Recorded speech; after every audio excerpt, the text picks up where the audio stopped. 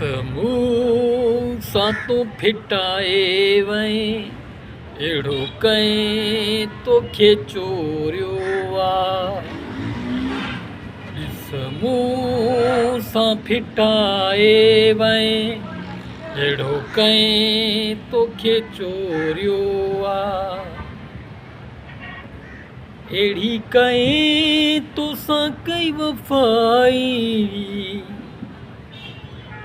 अहिड़ी तोसां कई वफ़ाई, जो मोड़ोई मोड़े वएं, अहिड़ो कंहिं तोखे चोरियो आहे।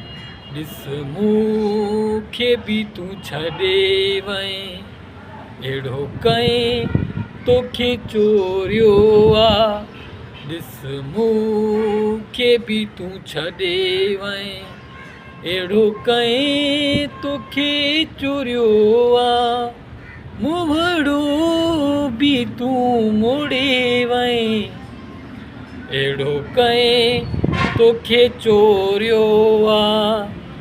ॾिस मूंखे बि तूं छॾे वएं, अहिड़ो कंहिं तोखे चोरियो आहे। ॾिस मोड़ो तूं मोड़े वएं। अस्सलाम वालेकुम दोस्तों, छा हाल वाला, ख़ुशि आहियो, तबीअत सही आहे, अमन ठीकु ठाक। उमेद हूंदी हीउ सॉन्ग तव्हांखे ज़रूरु पसंदि आयो हूंदो।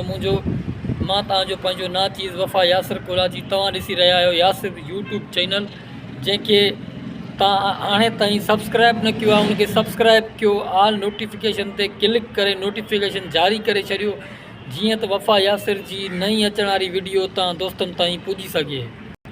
सो दोस्तो, मुंहिंजो चवण जो मक़सदु इहो आहे त मुंहिंजो जेको नयो सुभाणे सॉन्ग अपलोड थींदो यूट्यूब ते, जेको मुंहिंजो सुभाणे यूट्यूब ते सॉन्ग अपलोड थींदो, उहो पूरो सॉन्ग हूंदो थल मिसरो, 2 मिसरा, 1 थल 3 मिसरा, पूरो सॉन्ग हूंदो। कंहिंजी शाइरी में ठाहींदुमि, कीअं ठाहींदुमि ऐं कीअं हूंदो सॉन्ग, उहो मां तव्हांखे ॿुधाईंदुमि। ऐं कमेंट करे मूंखे ॿुधाइजो, जंहिं भाउ खे पंहिंजे नाले ते शाइरी ठाहिणी आहे, जंहिंखे पंहिंजे नाले ते सॉन्ग करिणो आहे, जंहिंखे पंहिंजे नाले ते कुझु बि करिणो आहे, ऐं उहो मारे कमेंट करे, जेको बि शाइरु आहे सुठो शाइरु, हुनजी मां शाइरी चेक कंदुमि, हर शइ चेक कंदुमि।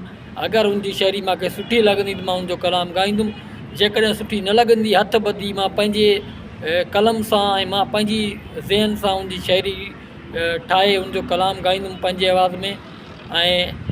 ऐं दोस्तो, हिकिड़ी ॿी मज़े जी ॻाल्हि, काफ़ी शाइर अहिड़ा हूंदा आहिनि जंहिंखे नालो बि न आहे लिखणु ईंदो, जंहिंखे का ट्रैक जी ख़बर न हूंदी, का धुन जी ख़बर न हूंदी, का रिदम जी ख़बर न हूंदी, का शइ ख़बर बि न हूंदी, उहे बि दोस्तो अलाए छा था कनि सिंध जा शाइर। दोस्तो, बसि मां त यूट्यूब ते ॾिसी करे बसि इहो ई सोचींदो आहियां त यार अलाए छा था कनि, जिथां अचे थो न को थल था मिलाइनि, न को मिसरो था मिलाइनि, न को काफ़ियूं था मिलाइनि, न को का इल्मु था मिलाइनि, न को ॻाल्हि था मिलाइनि, बसि हल हलां दब दबा छिक छिकां यूट्यूब ते दब दबा लॻी पई आहे। दोस्तो, ईअं न कयो, सिंधी शाइरी जो क़दुरु कयो, सिंधी शाइरी सुठी अल्फाज़नि में लिखो, उघाड़ा अल्फाज़ न लिखो सिंधी शाइरी में, ऐं सिंधी जेका शाइरी आहे उहा सुठे अल्फाज़नि में लिखो, ऐं अदबी शाइरी लिखो, उघाड़ी शाइरी न लिखो। ऐं तव्हां अहिड़ी शाइरी लिखो था, बसि दिमाग़ी कमु छॾे थो वञे।